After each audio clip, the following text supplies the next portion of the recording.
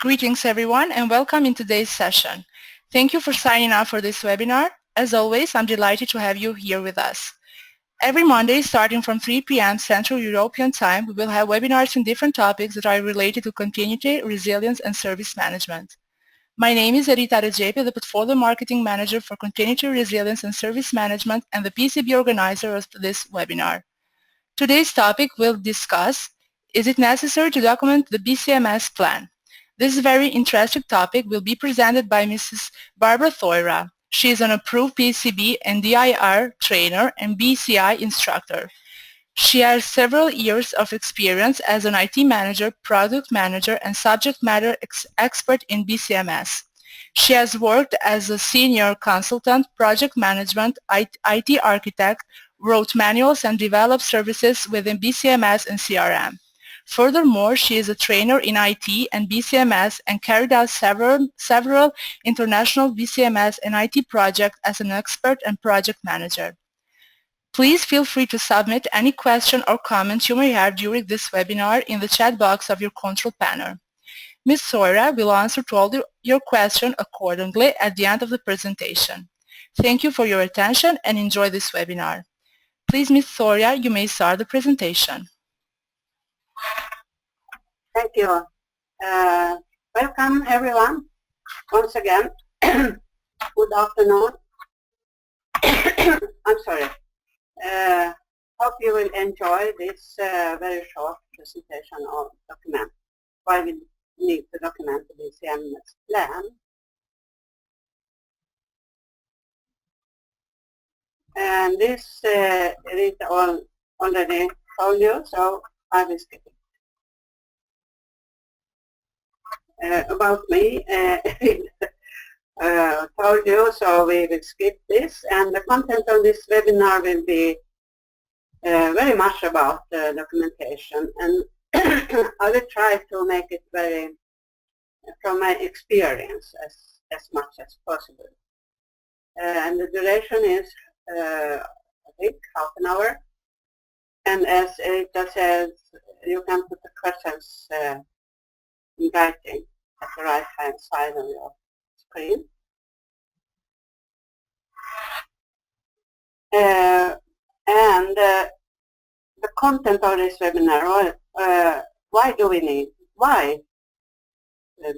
to document? And what should we document? And how is the documentation used in the organization?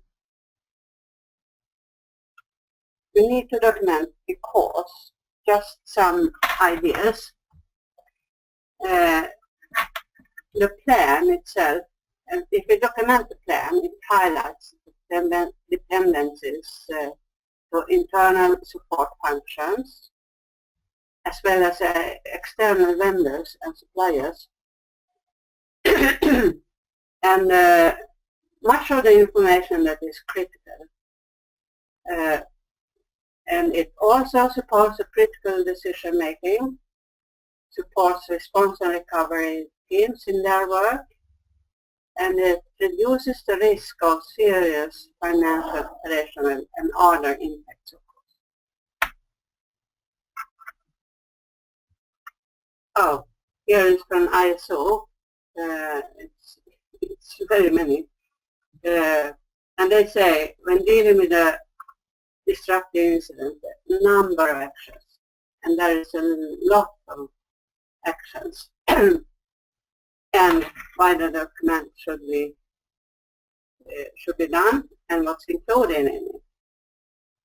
So we are not going to say very much about this. You can read it afterwards if you want to. What's included? Well, in the beginning there is reduction and prevention. You want to reduce, make the risk mitigation, and put the controls in place that will reduce the risks. Then you do the business impact and risk analysis, and at the end you will test and exercise and train teams and people. And then when something happens, you have to respond to this incident. And then it's very good if it's put in a plan. For instance, notification disaster declaration, when should it be done, and by whom, and what happens after that. And vital records, of course, what are vital records and where are they going to be stored. And recovery after response, if the disaster is declared, then you need to recover the functions that have been object to the crisis. And for that, of course, you need to know who is going to do what, when, and how are they going there, and how will you grow to full operational capacity. Maybe not at once, but you do it stepwise. And if you have recovered stricken facilities, then you need to restore it and return back home, so to speak. Sometimes organizations don't return back. They continue their work at the site, at the recovery site. But anyway, you want to return to business as usual. And the documentation supports all of these steps. It should contain at least, as I said, the incident response plan, and also emergency response plan. When there is an emergency, how to respond on that emergency. And then crisis management, the decision-making people of the organization, they have their own plan. And then you need the recovery and restoration plans, of course, to recover the stricken facilities and restore it. Very essential is a communication plan, because you need to communicate afterwards to your management if you are a team, and the management needs to communicate with you as a team. And without training and awareness, if you don't train your plan, you don't have any plan. So you need a plan for that, how to do it. And the business continuity organization means that at the crisis, the normal organization will turn to a business continuity organization. And you will discuss how it should look, how it is positioned, and so on. And also what is important, it is escalation procedures. If there is an incident, how to escalate it and to whom, and when to escalate it. If there is a crisis, you need to notify groups, teams, management. And the management are often in a command centers where they sit to watch what is happening with the crisis and the recovery and the response. And all these plans should follow the same guidelines so that you can recognize how it is built up, the forms and the structure.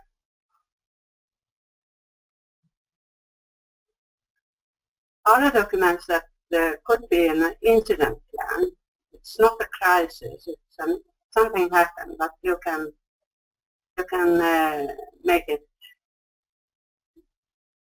interruption plan, something that is interrupted, how to do it. Disaster recovery plan is for IT systems. And many organizations have a special evacuation plan that they train now and then. And very important is, of course, the media response plan, how to talk to media. And sometimes organization take help from special media people to train them how to respond to media. And then also supplier service plan.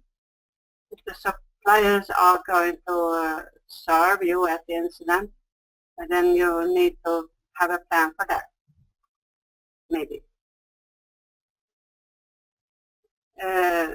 Should minimally intend to appoint a responsible person for the plan. It's very often called business continuity coordinator or business continuity manager. And you need, of course, define the strategy, the approach, scope, and so on for the plan. Decide the structure, as I said before, and gather information. What should be in?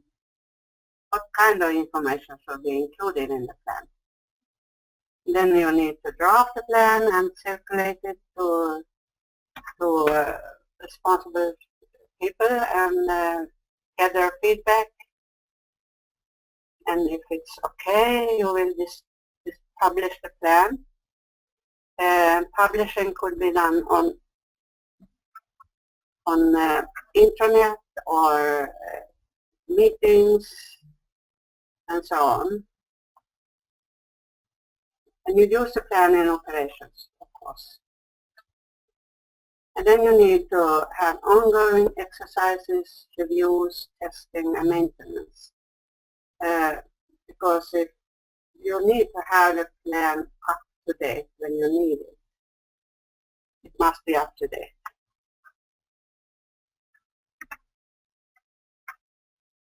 And this, of course, it depends on what kind of organization it is. If it is a small organization, maybe you don't need to put everything in place. You can make it smaller. If it is a big organization, then you need to have specified plans for specified teams.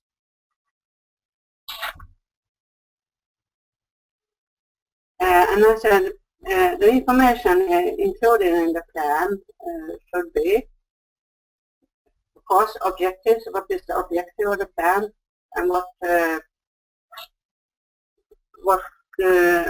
activities are prioritized?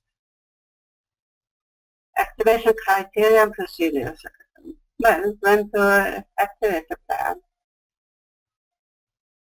Implementation procedures, roles, responsibilities, and authorities.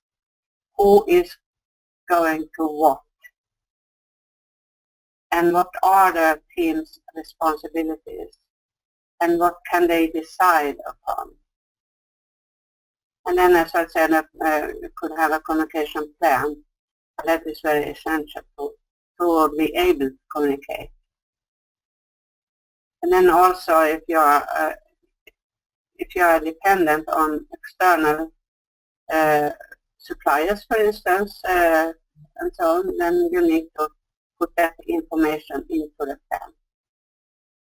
And also what kind of resources are needed, not just people, also equipment or suppliers or whatever is needed. And also the flow of the information. It is similar to the communication requirements. You communicate upwards and downwards. And the information flow is the same.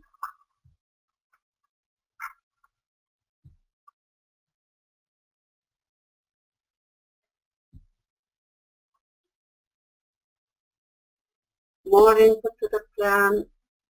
Well, major plan components, format and structure.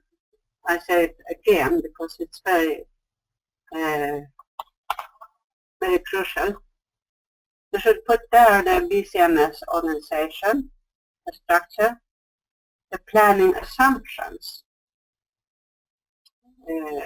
scenarios, as we will come back to that, how the scenarios are built up. Disaster definition, because you need to define what is a disaster for your organization. It may not be the same for every organization, and it often isn't the same. So you need to define the disaster. And you have the escalation notification procedures and command centers. And the crisis management, as I said, the upper level management that makes the decisions. The emergency response plan that are the management for the response plan. And then recovery. What is not included in the plan, but you have, of course, you have documented your risk analysis results and also the BIA results and the results of strategy analysis and exercises. But of course, the strategies that you decide upon to use at recovery, they are included in the plan.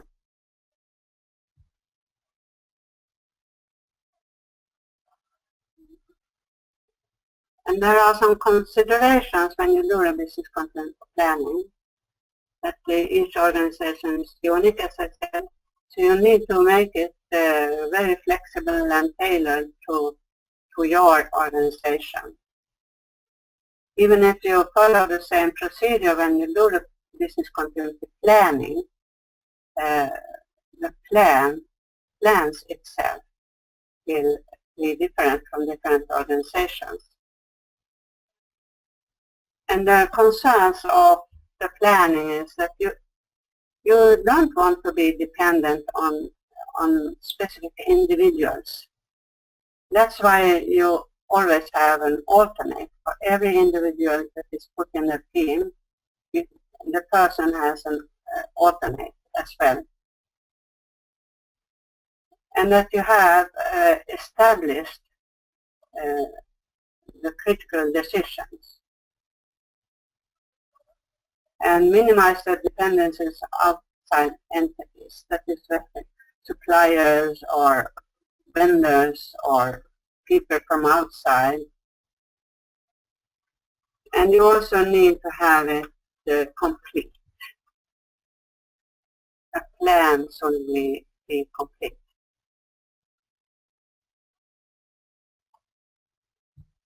Well,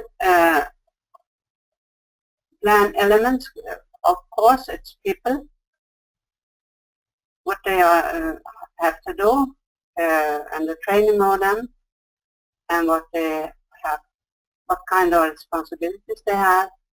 The sites, if you have to have another recovery site, you need to select it and prepare it.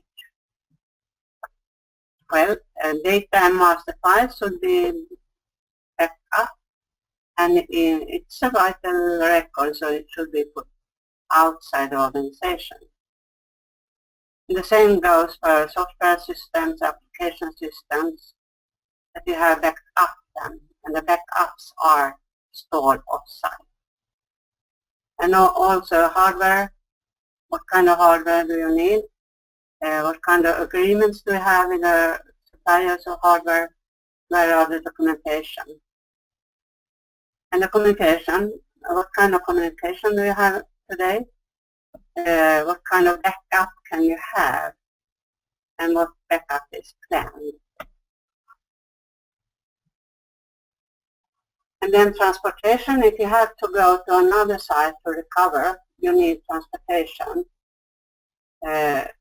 And supplies, critical items, vendors, documentations, other equipment, vendor contracts, test plans, and so on and so forth. That depends on the plan and on your organization.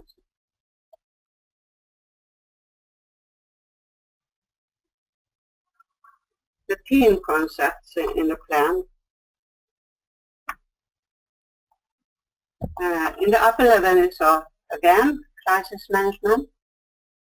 Then you have the emergency management team that are managers of the organization.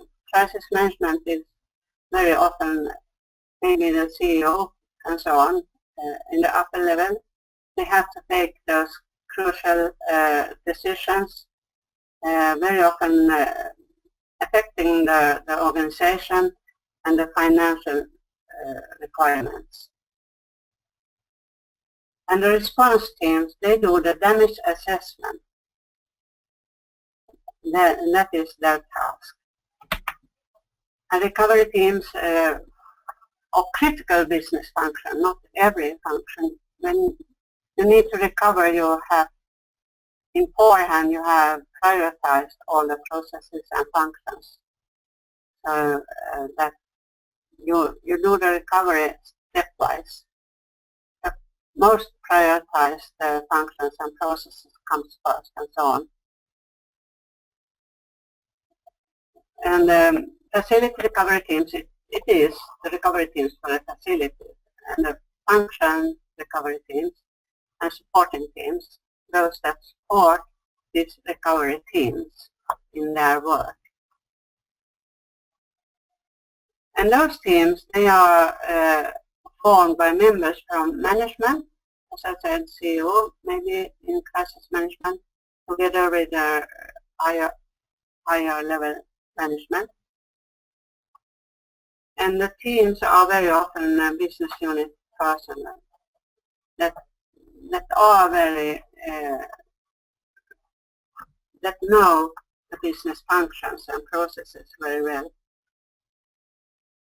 Very often they are involved in the planning itself, so they can put every crucial task into the plan. The BCMS plan is the classic who, what, when, where, and how. And the first one is who will execute recovery actions. And you can see the crisis management, as I said, is the CEO and senior management. And sometimes the plan manager, business continuity manager, is a team member in the crisis management.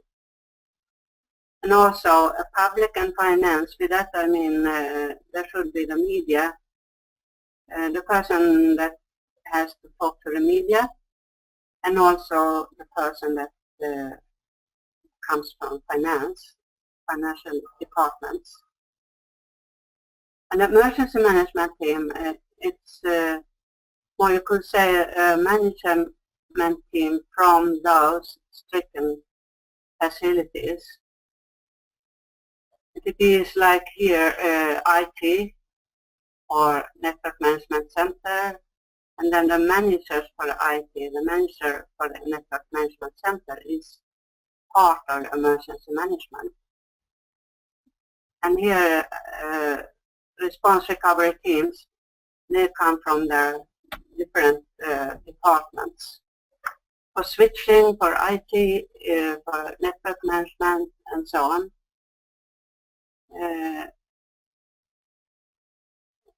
There could also be other teams that you should put into the plan that are vital for the response and recovery.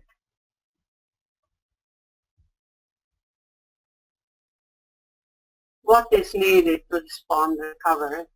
Well, you should put everything, even the food, the communication, of course the plan itself, where to go, what people do you need, and the command center where they can supervise the recovery response and recovery actions. So it's very essential. There should be food and drink, water, for instance. And when do we need to recover the business functions? Well, here is a point of disruption, and the plan is the disaster is declared, as we said, and then you need to start recover the operations. Then we call this time when you recover from when point of disruption till the critical systems are up and running. It's a recovery time frame. And that is a very, very vital part of the plan, because for every operations that you need to recover, you have foreseen the recovery time frame.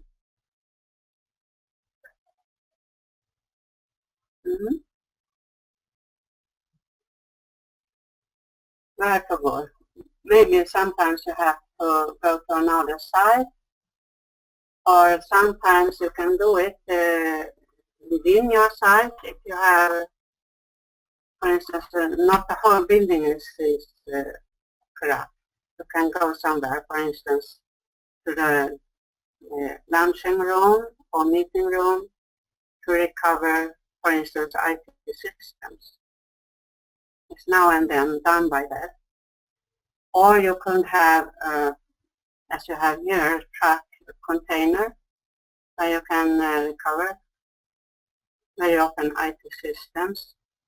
Maybe you need to go to some,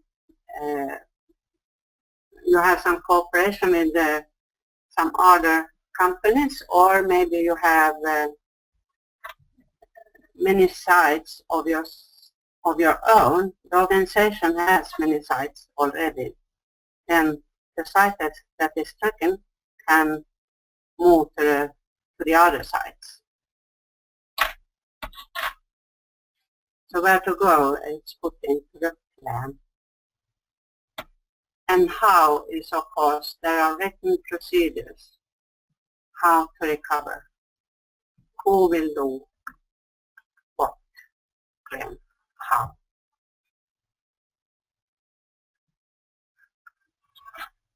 And the organization called, this is just an example. This is continuity organization, we call it. And at the top you have the crisis management, and the crucial decisions are made. And as I mentioned, there is emergency management. It's the managers of the stricken functions or departments, or it depends on how it is put into the plan. But there you have the response teams, the recovery teams, and supporting teams. And they are all always there. And the response teams very often are from the stricken department. And so are the recovery teams. But the supporting teams, they could come from other parts of your organization, or even external supporting teams. And the structure of the plan should be more or less the same as the business continuity organization. You have the management plan, and then underneath is emergency management plan, response, recovery, supporting plan. And it's sometimes for a big organization it could be very big plans. But for a small organization you can put this into one plan. So it's flexible, and you should tailor it to your organization.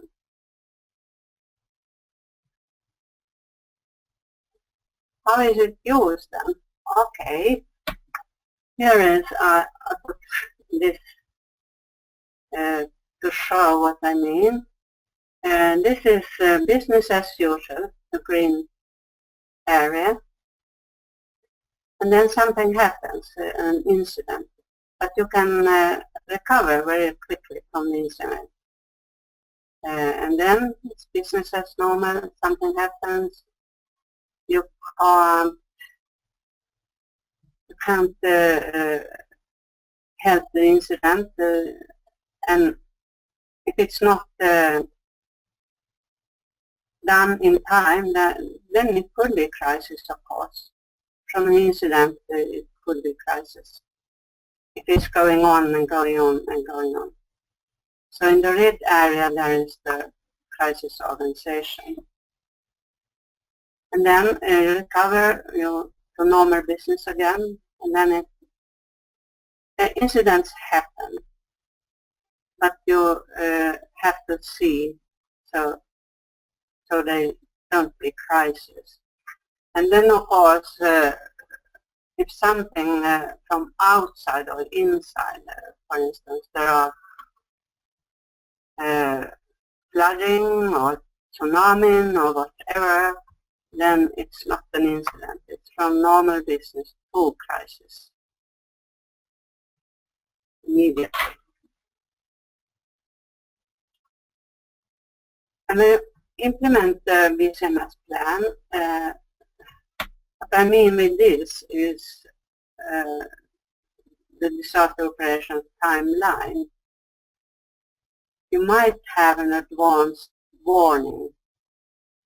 For instance, there is a flood or whatever, earthquake maybe warning. Hopefully you can do it. Then the crisis occurs. You need to respond to it. And at the same time, when you are responding to it, you can start recovering. And you don't have to wait till one of the teams are finished before starting the other. And when you are recovering, you do the resumption. Maybe you do the resumption in a very different building. And you don't need to wait till the recoveries are, the systems are up and running 100% in business as usual. But at the end of this timeline, you can return home.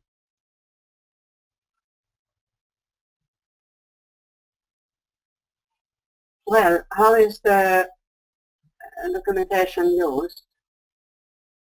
For the most important business continuity plans are safety of person. Life goes before equipment. So you have person-oriented programs for that.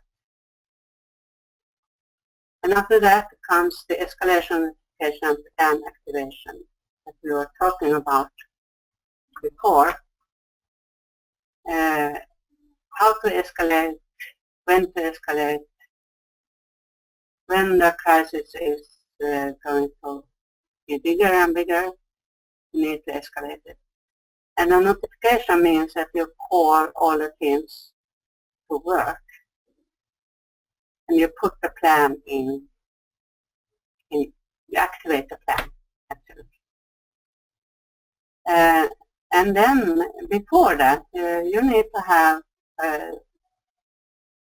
offsite storage program for all the vital records, for the documentation, for the agreements, and the databases and so on, so that you can limit the loss of information or data. And of course the documentation is used at response and recovery. And it is very much used during exercising. You exercise the plan. My recommendation is once a year. The first exercise is when the plan is finished. When you have written down everything, then you exercise with the teams. And you do the full exercise of the whole plan to see that there is no something missing, or something is not relevant, or something is wrong, and so on. And it is also evidence to the external and internal parts that the management is prepared and they take it very seriously. And last but not least, compliance with legal, regulatory, and governance requirements. That can vary from country to country, depending on culture, but it also depends on what kind of business you are running. If you are banking, then there are some legal regulatories in Sweden anyway. And if you are in healthcare, there are other regulatories.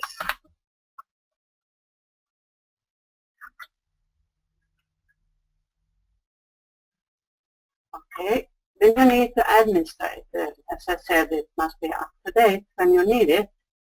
So you do reviews, and that is you have appointed person who is responsible for a plan. That person has to review.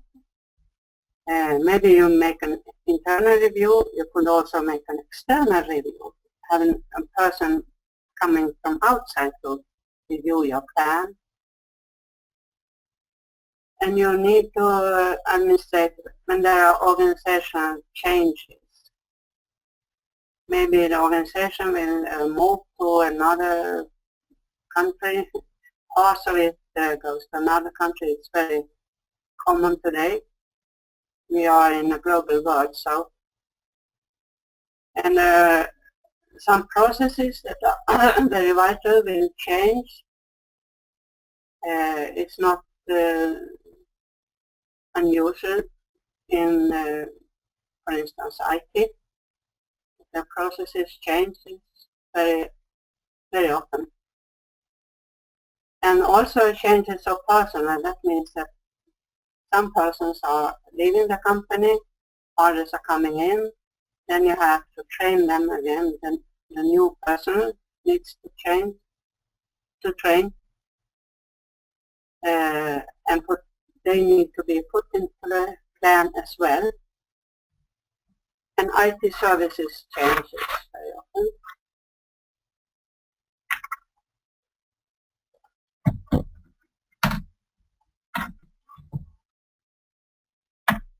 Thank you. I'm saying, hoping for the best. Hope for the best, but plan for the worst. Thank you very much. Any questions?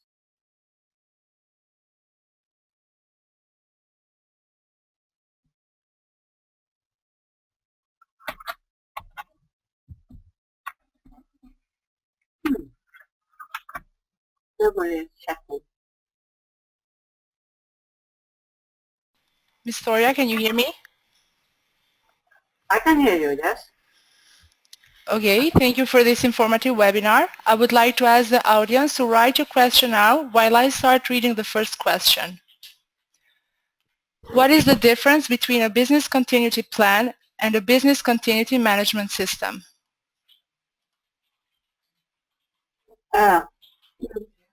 The plan is a part of the business continuity management system.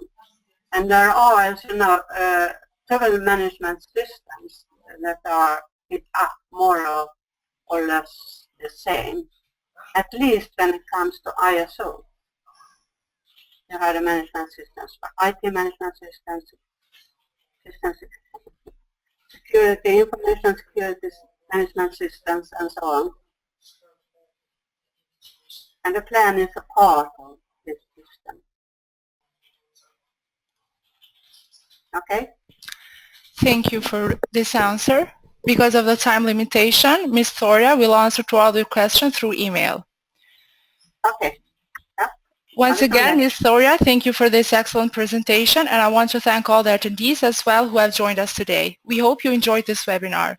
Please be informed that this webinar is recorded and we will upload it in our official YouTube channel and in our website PECB.com. Also, we will upload the slides in our SlideShare account in where you can view the slides as well. Once again, thank you and enjoy your day. Thank you. Bye-bye.